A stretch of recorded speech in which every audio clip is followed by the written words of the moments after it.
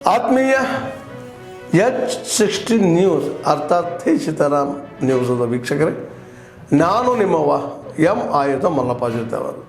ತಾವು ಈಗ ಸುದ್ದಿಗಳ ಲೋಕಕ್ಕೆ ಎಂಟ್ರಿ ಹೊಡಿತಾ ಇದ್ದೀರಿ.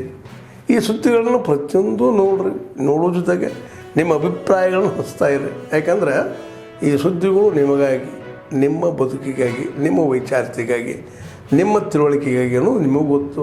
ಜೊತೆಗೆ ನಮಗೂ ನಿಮ್ಮೊಂದಿಗೆ ಇದೊಂದು ಮಾತಾಡುವಂಥ ಜೊತೆಗೆ ಸುದ್ದಿಗಳನ್ನು ಬಿಡುವಂಥ ಕೆಲಸ. ಈ ಕೆಲಸದಲ್ಲಿ ನಾವು ನಿಮ್ಮೊಂದಿಗಿದ್ದೀವಿ ಅಂತ ಹೇಳ್ತಾ ನೋಡ್ತಾ ಇರಿ ಸುದ್ದಿಗಳನ್ನು. ನಮ್ಮ ಬಾಬಣ್ಣವರು JDLP ನಾಯಕರಾಗಿದ್ದಾರೆ. ಎಷ್ಟೋ ಒಂದು ವೇಳೆ ಇವ್ರ ರೀತಿಯಲ್ಲೇ ಸಮರ್ಥರು ಬೇರೆ ಬೇರೆಯವರು ಇದ್ರೂ ಕೂಡ ತುಮಕೂರು ಜಿಲ್ಲೆಯ ನಮ್ಮ ಸುರೇಶ್ ಬಾಬಣ್ಣವರಿಗೆ ಪೂಜ್ಯ ದೇವೇಗೌಡರು, ಕುಮಾರಸ್ವಾಮಿ ಅವರು JDLP ನಾಯಕರಾಗಿ ಆಯ್ಕೆ ಮಾಡಿರ್ತಕ್ಕಂಥದ್ದು ನಮ್ಮ ಜಿಲ್ಲೆಗೇನೆ ಒಂದು ದೊಡ್ಡ ಹುದ್ದೆಯನ್ನು ಕೊಟ್ಟಿರ್ತಕ್ಕಂಥದ್ದು ಅನ್ನೋದನ್ನ ನಾವ್ಯಾರು ಕೂಡ ಮರಿಬಾರ್ದು.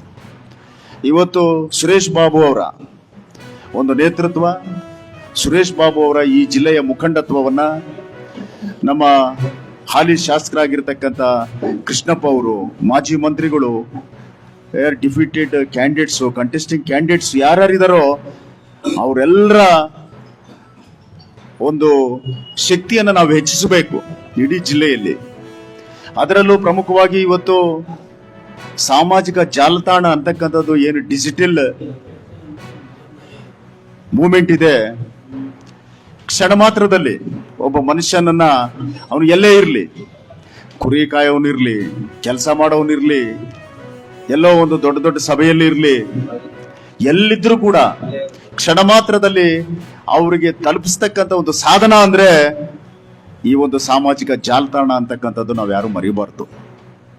ಹಾಗಾಗಿ ನಮ್ಮ ಮೇಲೆ ಅಂದ್ರೆ ತಾವು ಯಾರ್ಯಾರು ಬಂದಿದ್ದೀರಿ ಎಲ್ಲರ ಮೇಲೆ ಇನ್ನೂ ಕೆಲವರು ಬರ್ಬಹುದು. ತಾವು ಕೂಡ ಬರದೇ ಇರತಕ್ಕಂಥವ್ರಿಗೆ ವಿಚಾರವನ್ನ ನೀವು ವಿನಿಮಯ ಮಾಡ್ಕೊಳ್ಳಿ, ವಿಚಾರವನ್ನ ತಿಳಿಸಿ ನಮ್ಮ ಪಕ್ಷಕ್ಕೆ ಅನುಕೂಲ ಆಗಬೇಕು.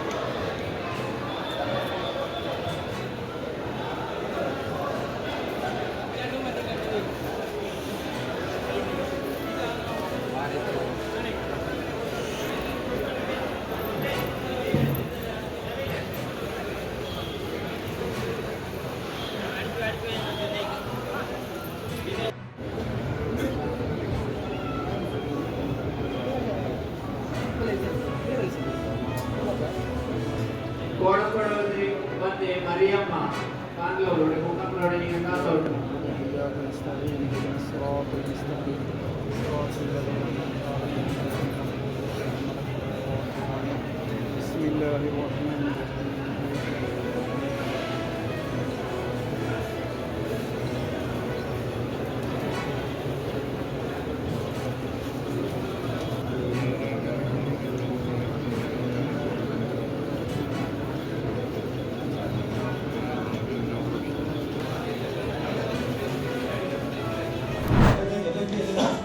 ಕಾನೂನು ಅಧ್ಯಯನ ಮಾಡಿಕೊಂಡು ನಮ್ಮ ಶೋಷಿತರ ದಲಿತರ ರಕ್ಷಣೆಗೋಸ್ಕರ ಸಾಮಾಜಿಕ ನ್ಯಾಯಕ್ಕೋಸ್ಕರ ಒಂದು ಅಡಿಪಾಯ ಹಾಕಿದ್ದಾರೆ. ಆ ಒಂದು ಉದ್ದೇಶಕ್ಕೋಸ್ಕರ ಅವರು ಕಾನೂನು ತಿಳ್ಕೊಳ್ದೇ ಕಾನೂನು ಇದು ಮಾಡದೇ ಒಂದು ಇದರಿಂದ ಅಂದಿದ್ರೆ ಆ ಸಂವಿಧಾನ ಬರೆಯಲಿಕ್ಕೆ ಆಗ್ತಿದ್ದಿದೆ. ನಾವು ಬದುಕ್ತಾ ಇರೋದು ಎಲ್ಲ ಒಂದು ವರ್ಗದವರು ಎಲ್ಲ ನಮ್ಮ ಜನಸಾಮಾನ್ಯರು ಬದುಕ್ತಿರೋದು ಎಲ್ಲರೂ ಬದುಕ್ತಿರೋದು ಸಂವಿಧಾನದ ಅಡಿಯಲ್ಲಿ. ಆ ಒಂದು ಉದ್ದೇಶಕ್ಕೋಸ್ಕರ ಈ ಕಾನೂನು ಅಂತ ವಿಶ್ವವಿದ್ಯಾಲಯ ಇದಕ್ಕೆ ಅಂಬೇಡ್ಕರ್ ಹೆಸರು ಇಟ್ಟರೆ ಮಾತ್ರ ಅದು ಒಂದು ಸ್ಫೂರ್ತಿ ಸಿಕ್ಕಂಗಾಗುತ್ತೆ ಮತ್ತು ಅವ್ರಿಗೆ ಒಂದು ಗೌರವ ಸಲ್ಲಿಸಿದಂಗಾಗುತ್ತೆ ಅನ್ನೋ ಉದ್ದೇಶಕ್ಕೋಸ್ಕರ ನಾವು ಈ ಸುದ್ದಿಗೋಷ್ಠಿಯನ್ನು ಕರೆದಿದ್ದೇವೆ. ಮತ್ತು ಈ ಸರ್ಕಾರಕ್ಕೆ ಕೆಲವು ಯುವ ವಕೀಲರ ಒಂದು ಬೇಡಿಕೆಗಳಿದೆ. ಯುವ ವಕೀಲರ ಬೇಡಿಕೆಗಳು ಏನಿದೆ ಅಂತ ಇದ್ದಾವೆ ಅಂದರೆ, ಈಗೆಲ್ಲ ಒಂದು ಯೂನಿವರ್ಸಿಟಿಗೆ ಇರುವಂಥದ್ದು ಅಂಬೇಡ್ಕರ್ ಹೆಸರು ಇರಬೇಕು. ಮತ್ತು ಈಗ ಯುವ ವಕೀಲರು ಏನು ಈಗ ತಾನೇ ಎಲ್ಲೇ ಮುಗಿಸ್ಕೊಂಡು ಹೊರಗೆ ಬಂದಿರ್ತಾರೆ, ಅವರಿಗೆ ಹಾಸ್ಟೆಲಲ್ಲಿ ಸೇರ್ಕೊಂಡಿರ್ತಾರೆ. ಹಾಸ್ಟೆಲಲ್ಲಿ ಬಿಟ್ಟ ತಕ್ಷಣ ಅವರು ವಕೀಲ ವೃತ್ತಿಗೆ ಬಂದ ತಕ್ಷಣ ಅವರಿಗೆ ಒಂದು ಗ್ರಾಮೀಣ ಭಾಗದಂಥ ಒಂದು ಬಡ ವಿದ್ಯಾರ್ಥಿಗಳು ಇರ್ತಾರೆ, ಬಡ ಯುವ ವಕೀಲರು ಇರ್ತಾರೆ. ಅವರಿಗೆ ಅಲ್ಲಿಂದ ಗ್ರಾಮೀಣ ಭಾಗದಿಂದ ಬರೋದಕ್ಕೆ ಜಿಲ್ಲಾ ಕೇಂದ್ರ ಇರ್ಬೋದು, ತಾಲೂಕು ಕೇಂದ್ರ ಒಂದು ಕೋರ್ಟ್ಗಳಿಗೆ ಬಂದು ಒಂದು ಅಭ್ಯಾಸ ಮಾಡೋದಕ್ಕೋಸ್ಕರ ಅವರಿಗೊಂದು 2 ವರ್ಷದ ಅಟ್ಲೀಸ್ಟ್ ಒಂದು ಸ್ಟೇಬಲ್ ಆಗೋವರೆಗೂ ಅವರೊಂದು ಆರ್ಥಿಕವಾಗಿ ಸಮರ್ಥರಾಗೋವರೆಗೂ ಅಂದರೆ 2 ವರ್ಷದವರೆಗಾದರೂ ಅವರು ಸರ್ಕಾರ ಉಚಿತವಾಗಿ ಬಸ್ ಪಾಸ್ ಕೊಟ್ಟು ಅವರಿಗೊಂದು ಕಾನೂನು ಅಭ್ಯಾಸ ಮಾಡಿ ಕಾನೂನು ಮಾಡಿಕೊಡ್ಬೇಕು ಅನ್ನೋ ಒಂದು ಬೇಡಿಕೆ ಇದೆ.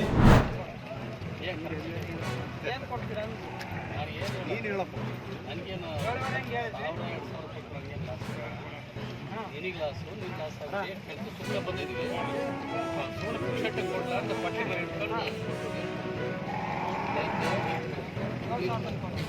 ನೀನು ತಗೊಂಡು ನೀವು ಏನು ತಗೊಂಡು ನೋಡೋದು ನನಗೆ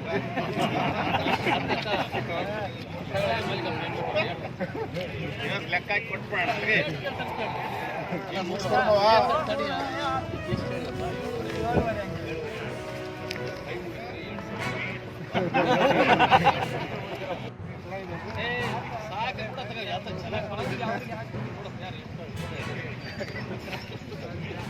ಅವ್ನು ಏನು ಮಾತಾಡ ಅವನು ನಿನ್ನ ನೀವು ಯಾವ